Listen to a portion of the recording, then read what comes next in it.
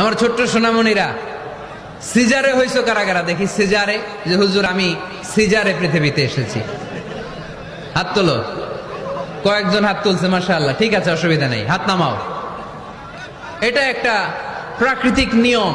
মায়ের পেট থেকে পৃথিবীতে আমরা এইভাবে আসি। কেউ প্রাকৃতিক পদ্ধতিতে আসি, কেউ সিজারে আসে। যারা সিজারে আসছে তারা এই কষ্টটা সহ্য করে নাই, তাদের অন্য ধরনের স্ট্রাগল পৃথিবীতে আসার পরে। কিন্তু আমরা যারা নরমাল প্রসেসে এসেছি সেই সময়টার কথা খেয়াল করেন। আমাদের দেহের সাইজ অনেক বড়, আমাদের ওজন অনেক বেশি, কিন্তু আমাদের মায়ের যেই অঙ্গটা দিয়ে আমরা পৃথিবীতে এসেছি ওই জায়গাটা বড় সরু। খুব ছোট্ট একটা জায়গা দিয়ে এই বিশাল দেহ নিয়ে আমাকে সংগ্রাম করে আসতে হয়েছে, ঠিক কিনা? এবং এটা ল্যাবরেটরিক্যালি প্রুভড, সায়েন্টিফিক্যালি অ্যাটাস্টেড যে এটা একজন বাচ্চার জন্য, নবজাতক নিউ বর্ন বেবির জন্য খুবই স্বাস্থ্যকর, খুবই হেলদি।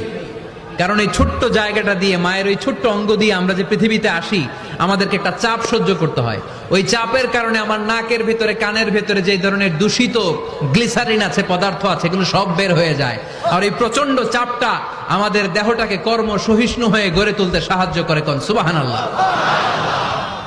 সেই দিন আমরা স্ট্রাগল করে পৃথিবীর বুকে এসেছিলাম।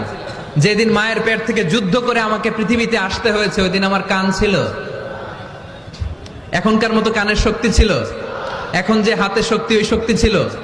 ওই কঠিন পরিস্থিতিতে যদি আমি সংগ্রাম করে টিকে থাকতে পারি, বর্তমান সময়ে আমাদেরকে কেউ আটকায় রাখতে পারবে না, পারবে না। ইন্নাকা কাদিহুন ইলা রাব্বিকা কাদহান ফামুলাকি। আল্লাহ বললেন, ও বনি আদম, তোমাকে কষ্ট করতে করতে আমার কাছে আসতে হবে।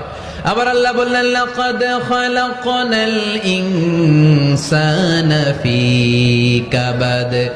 আমি বনি আদমকে, দুনিয়ার সবগুলো মানুষকে কর্মসহিষ্ণু করে তৈরি করেছি। সুবহানাল্লাহ বলেন। কর্মসহিষ্ণু। আমাদের এক একজন মানুষ যে আমরা কতটা কষ্ট আর ধৈর্য সহ্য করতে পারি আপনি কল্পনাও করতে পারবেন না।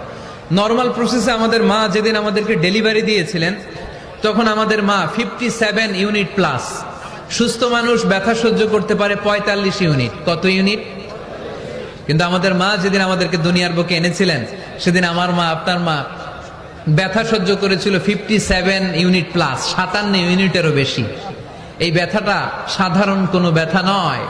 একটা অ্যাক্সিডেন্টে আপনার দেহের 20টা হাড় বা হাড্ডি ভেঙে গেলে যত ব্যথা, তার চেয়েও বেশি ব্যথা আমার মা সহ্য করেছিলেন। আমার মাকে ওই দিন এই ব্যথাগুলো সহ্য করার তৌফিক দিয়েছিলেন কে? তাহলে কি পরিমাণে কষ্ট সহিষ্ণুতা আর কর্ম সহিষ্ণুতা নিয়ে যে আমরা জন্মাই, আমাদের কোনো ধারণাই নাই। এজন্য আমি প্রায় বলি, ছেলে মেয়েদেরকে, সন্তানকে ননির পুতুল করে গড়ে তুলবেন না।